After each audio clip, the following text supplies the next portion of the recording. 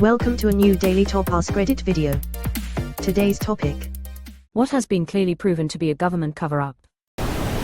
Epstein files. This is literally everything conspiracy theorists want. It has it all. Deep government cover-ups, murder, backroom deals, private islands, well-connected rich people with government connections, it's all there. And yet the side that gets mad at the deep state for everything fully support Republicans and Trump not releasing the Epstein files. Make that make sense. Which has been the most incompetent cover-up ever, yet it seems to have worked. It's possibly the only one that was bungled so badly that we didn't actually need someone to admit it to consider it proven. Operation Condor: CIA staging coups and disrupting elections in order to install dictatorships in Latin and South America. Fun fact, all that shit started with the 1953 Iranian coup d'état, which was covertly supported by the CIA and the British MI6. And get this, they had wanted to orchestrate the coup in 1952, but Truman opposed it because he thought it would set a precedent for the CIA to overthrow other democratically elected governments. Truman left office in January 1953, and it took mere months for the CIA to convince Eisenhower to approve the plan. Ike's biggest failure was allowing the CIA to do whatever it wanted. I was looking for this one, yeah. The US disrupted democracy in a lot of Latin American countries over a long period. And everyone still more or less acts like it never happened. South America, Middle East, and Africa are the way they are almost entirely because of America. US. Cover-up of Japanese Unit 731 atrocities. After World War II, US authorities granted immunity to Japanese officials involved in horrendous human experimentation, particularly Unit 731, on the condition that the US obtained the data from their experiments on living humans. These individuals were never prosecuted, and evidence was deliberately classified to shield them from justice. And the data was ultimately useless anyway. There was no real scientific method, it was just butchery. We basically learned that torturing people kills them, shocker. Except for the factoid that 70% of the human body is water, present in our textbooks growing up at school. Didn't know the origin of that factoid being Unit 731 until the past year. Marijuana was made a Schedule I drug because Nixon wanted to criminalize hippies and black communities. They were thought to be the predominant users of marijuana at the time. Members of Nixon's staff confirmed this decades later. We knew we couldn't make it illegal to be either against the war or black, but by getting the public to associate the hippies with marijuana and blacks with heroin, and then criminalizing both heavily, we could disrupt those communities. We could arrest their leaders, raid their homes, break up their meetings, and vilify them night after night on the evening news. Did we know we were lying about the drugs? Of course we did. John Ehrlichman, one of Nixon's political aides. John Ehrlichman's mutant kids still try to silence this quote. That Emperor Hirohito was an unwitting puppet for the Japanese government and had no direct involvement with the atrocities committed by his military. He totally did. Hirohito was also secluded from the Japanese society for the most part though, and fed information through his aristocratic advisors.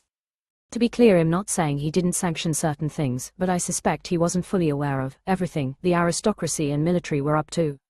The war crime trials even hint at this because none of these criminals had a clear story as far who ordered what, and different names would pop up. For example, he was so isolated that when the war ended he made his first speech ever in his life, and the Japanese he used was so ancient non-aristocratic Japanese citizens could barely understand him. He was basically in an echo chamber throughout his whole life and easily manipulated by the elites in his court.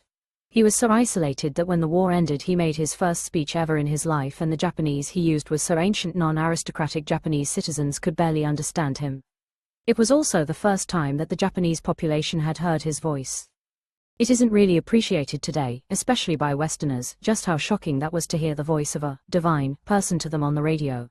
However, it was felt that the population needed that shock to accept the unconditional surrender because it was so counter to all of the propaganda and patriotism that had been overwhelming them for decades. Surprised to not have seen Watergate here. It's now just accepted as a cold hard fact, but before that it was widely just considered conspiratorial. And ever since, every scandal has been named ______gate. I had hoped it would end when we reached the complete absurdity of Gate, but it has kept on going still. Unless you name your company Ocean Gate, which is just self-fulfilling prophecy at that point. During the Bush administration, there was a conspiracy that the government had warrantless wiretapping on everyone's cell phones and was listening to anyone they wanted to at any time. Of course, this was illegal, and cell providers could be sued into non-existence if they allowed this. It turned out to be true, and AT&T and Verizon were sued to the point of being destroyed as a result. Bish bailed them out by lying and saying the law simply didn't apply due to national security. https://en.m.wikipediaorg/warrantless_surveillance_opening parenthesis 20017 AT&T and Verizon were provided with authorization via secret court orders to perform those services on behalf of the NSA. In fact, some of the Snowden docs include the NSA praising AT&T for being so easy to work with. Everything AT&T, Verizon did was completely legal in the eyes of the federal government. Because they made it legal, but with a different Supreme Court, this could have turned very different. You can easily argue the government can't just make legal this kind of spying as it violates the Constitution.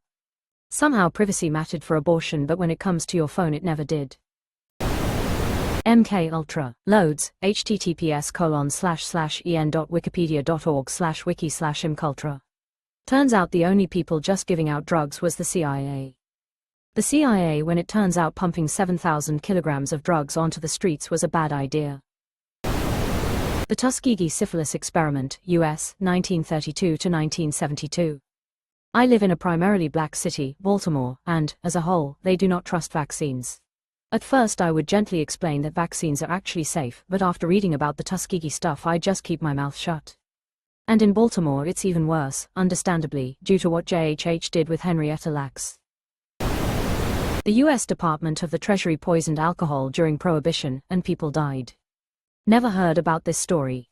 If you go to Home Depot and buy denatured alcohol, that's what they were doing.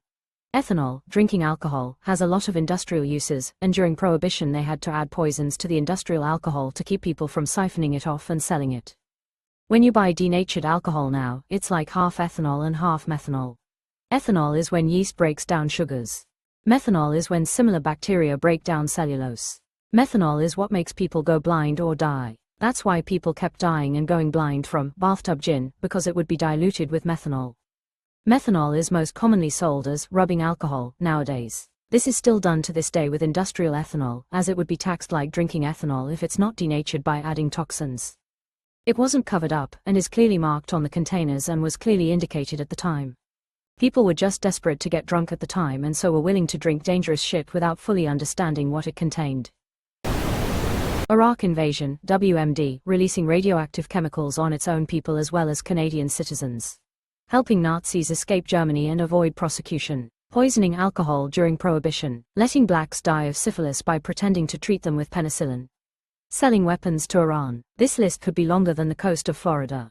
Helping Nazis escape Germany and avoid prosecution. Considering one of them was in charge at NASA, how exactly is that a cover-up? Epstein. Panama Papers. And the journalist who broke the story was blown to smithereens. https://en.m.wikipedia.org/wiki/daphne_caruana_galizia. She's not the one who broke the story. She was using the publicly available info in the papers to investigate financial and corruption crimes in Malta. The papers were leaked to a German journalist and then vetted by a team of journalists at the ICIJ to verify their authenticity before being released. Bastian Obermeier was the one who received the papers from an anonymous source. The Epstein files and the whole treatment of him. They did everything they could to settle it under the radar to the point of lying to victims. It was only when the accusations became public that prosecutors even pretended to go through the motions. Even then, he got a golden deal that essentially meant he had to sleep away for a year or so, being at liberty during the day. He even got a plea bargain that gave him wide protections against any other charges that could be brought against him.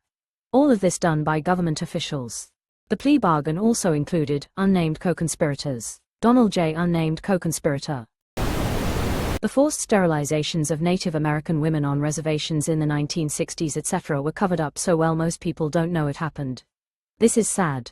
I'm working with a couple groups in healthcare for nutrition with the children and the biggest block to it is this. Most of the doctor and pa are from the same tribe and they still don't trust them. I don't blame them. Pat Tillman was a professional football player who left his football career with the NFL to join the U.S. Army in May of 2002 following the wake of 9/11. Tillman's decision to join the military was co-opted widely by the Army for recruitment and advertising, as well as being covered extensively by the media. However, as Tillman's service continued, he grew jaded with the war effort and no longer believed the United States to be in the right. Tillman recorded this in his wartime journal and at some point began making arrangements to meet and converse with Noam Chomsky upon his return from overseas.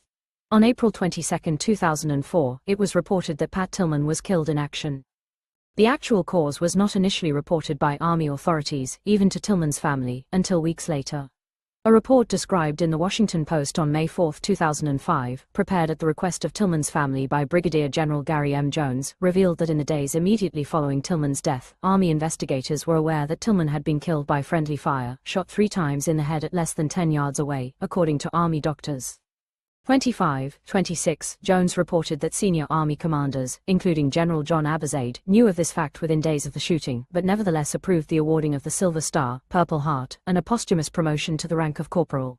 27. I, for one, consider it 100% likely that the Army would have rather gunned down the chiseled-jaw Gigachad poster boy than let him go badmouth Bush Jr. to some old communist.